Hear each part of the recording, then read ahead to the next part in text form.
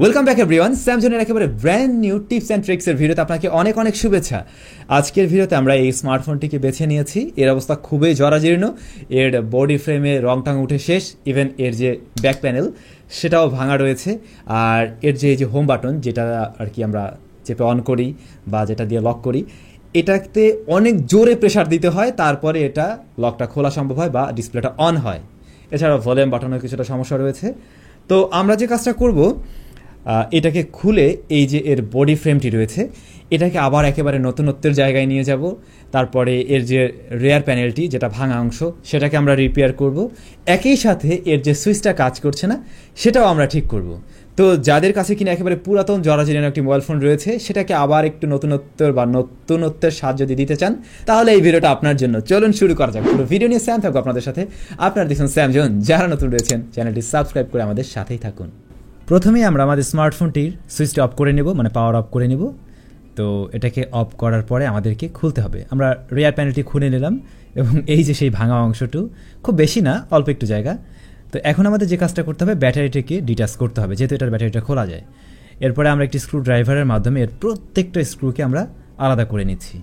তো সমস্ত স্ক্রু খোলার পরে খুব সাবধানতার সাথে আমরা এর বডি ফ্রেম থেকে ডিসপ্লেটাকে আলাদা করব। আমার নখই যথেষ্ট, আমার নখ অনেক শক্ত, সো আমি এটা খুব সহজেই পারি। আমরা খুব আস্তে ধীরে এটাকে খুলে ফেললাম, তবে নখের অবস্থা একটু 12টা পাচ্ছে। যাই হোক, এই হচ্ছে বাটনসগুলো, ওগুলোকে আমরা আলাদা করে নিলাম। দেখুন, এই পার্টটা কিন্তু একদমই ক্লিন রয়েছে, শুধুমাত্র আমাদের ওই বডি ফ্রেমেই সমস্যা।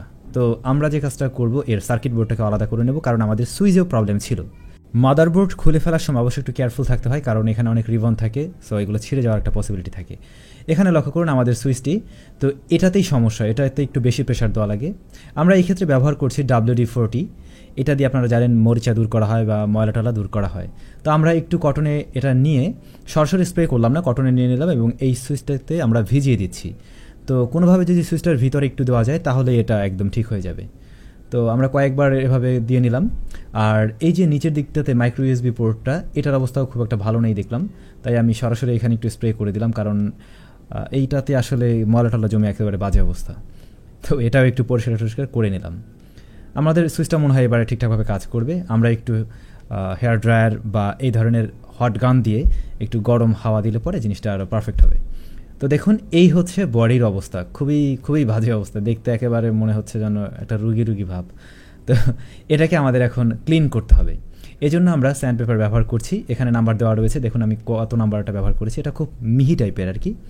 তো এটা দিয়ে আমরা একদম ঘষে এই পুরো রঙটা উঠে ফেলবো, মানে যতটুকু বাকি আছে। অনেকটা তো উঠেই গিয়েছিল, অলমোস্ট 50% ছিল আর 50% উঠে গিয়েছিল। তো আমরা একটু ঘষাঘষি করলে বাকি অংশটা আশা করি আমরা তুলে ফেলতে পারবো। তো আমরা যেটা করছি, এই বডি ফ্রেমের টোটাল পার্টটাকে আমরা একেবারে সাদা করে ফেলবো, যাতে কোনো ধরনের কোনো কিছু না থাকে। তো এভাবে জাস্ট ক্লিন করে নিলেই চলবে, কিন্তু একটু সাবধানে করতে হবে, যাতে কোনো একটা জায়গায় বেশি না লাগে, কোনো একটা জায়গায় কম না লাগে। আমাদের কাজ মোটামুটি শেষ, হ্যাঁ, অলমোস্ট ডান। এবার খেয়াল করুন, কোনো অংশে কিন্তু বাড়তি কোনো রং নেই। একটা সিলভার কোটিং করা ছিল, ওই কোটিংটা কিন্তু নেই। তো এখন আমাদেরকে যে কাজটা করতে হবে, এটার উপরে আমরা আর একটি স্প্রে পেইন্ট করব। তো আমার বাসায় অলরেডি স্প্রে পেইন্ট আনা রয়েছে, আমার কাছে কালো কালার আছে এবং একটি সিলভার কালারও আছে। যেহেতু এটা সিলভার কালার টাইপেরই ছিল বা সাদা, সো আমরা সিলভার কালারটা ইউজ করছি। আর সিলভার কালারটা দিলে হবে কি, কোনোভাবে যদি একটু উঠেও যায় বোঝা যাবে না। তো এখানে লক্ষ্য করুন, এখানে কিন্তু ক্যামেরা মডিউল রয়েছে, তারপরে আরও বেশ কিছু অংশ রয়েছে যেগুলো আমাদের একটু ঢেকে নেওয়া প্রয়োজন, রঙটা যাতে না লাগে। তো আমি এই অংশগুলোকে কস্টেপের মাধ্যমে আর কি ঢেকে নিলাম। এখানে LED ফ্ল্যাশ লাইটের একটা অংশ ছিল, ওটাকে আমরা খুলেই নিলাম, ডিটাচ করে নিয়েছি একেবারে, যাতে ওর উপরে রংটা না বসে।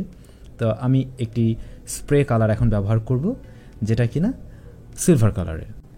স্প্রে পেইন্ট করারও কিন্তু একটা বিশেষ নিয়ম রয়েছে, খুব কাছ থেকে দিতে হয় না বা একবারে অনেক বেশি দিতে হয় না। সেই ক্ষেত্রে একটা জায়গায় অনেক বেশি রং পড়ে যায় আর এই রংটা কিন্তু দীর্ঘস্থায়ী হয় না।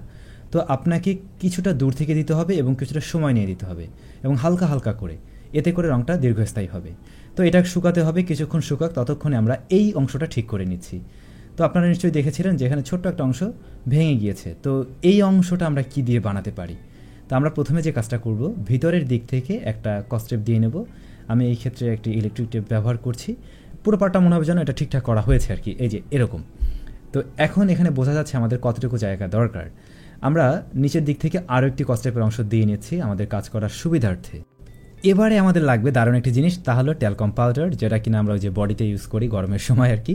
তো এর কতটুকু পাউডার আপনি নিয়ে নেবেন, খুব বেশি লাগবে না, আপনার এই অংশের জন্য অল্প একটু হলেই চলবে। এটা আমরা ওই ভাঙা অংশটার উপরে দিয়ে দিলাম, যতটুকু দরকার তার চাইতে একটু বেশিই দিয়েছি।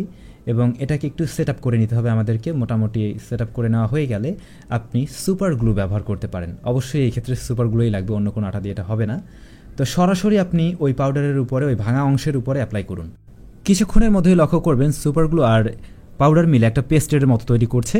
তো ওই পেস্ট দিয়ে এই জায়গাটা আপনি টোটালি ভরাট করে দিন, এবং মানে এই জায়গাটা নতুন করে আপনাকে বিল্ড করতে হবে আর কি, এটাই। সো এটা হয়ে গেলে আপনি কিছু সময় এটাকে শুকাবেন। একটু বেশি যদি বাড়তি হয়ে যায় তাতেও সমস্যা নাই, যদি সুপারগুলো একটু কম হয় আবার দিন, একটু বেশি পাউডার লাগলে সেটাও দিন। জিনিসটা যেমন চেহারারই হোক আপনি জাস্ট ওয়েট করুন। এরপরে যখন শুকিয়ে যাবে আপনি কস্টেপটি তুলে ফেলুন। কস্টেপটি তুলে ফেলার পরে দেখুন অংশটা লাগছে এমন। এটা দেখতে কিন্তু সুন্দর লাগছে না, এবং এটা অবশ্যই মসৃণও নয়, আর বাড়তি কিছু অংশ রয়েছে। এই ক্ষেত্রে আমরা আবার স্যান্ডপেপার ব্যবহার করতে পারি, এবং এটা দিয়ে খুব ধীরে ধীরে ঘষে একদম জেনুইন শেপে আমরা নিয়ে আসতে পারবো। দেখুন এটা দিয়ে ঘষাঘষি করার পরে এই জিনিসটা কিন্তু একেবারে নতুনের মতো, বা মানে প্রথমে যেভাবে ছিল তেমন একটা শেপে চলে এসেছে, যদিও কালারটা একটু ভিন্ন।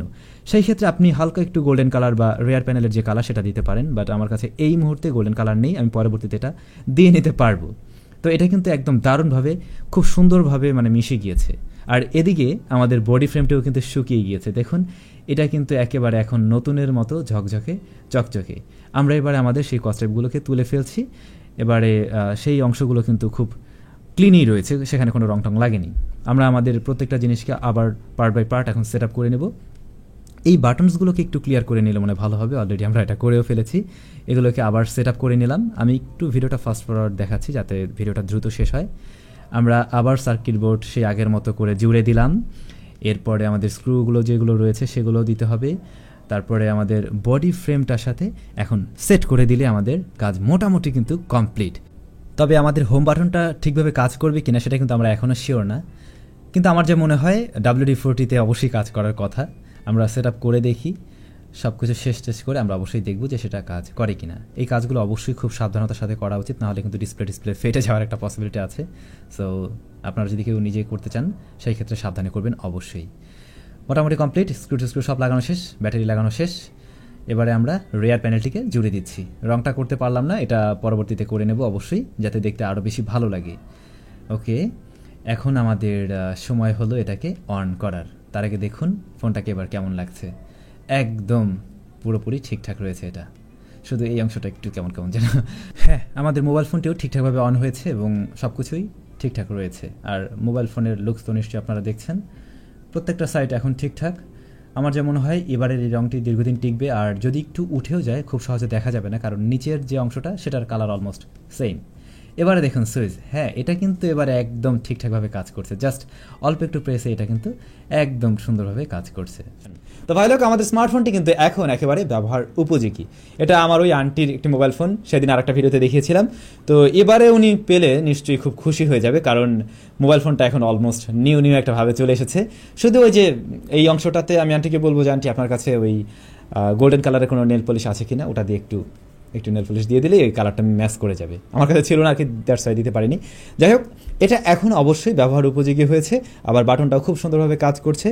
আর এমনিতেও আমরা আসলে এই যে বোর্ডের উপরে একটু হিট দিয়েছি, যার ফলে আমার কাছে একটু মনে হলো যে জিনিসটা আর একটু স্মুথলি কাজ করছে, কারণ ভিতরে ময়লা জমে ছিল। তো এখন মোটামুটি এটা একটা ফ্রেশ কন্ডিশনে চলে এসেছে।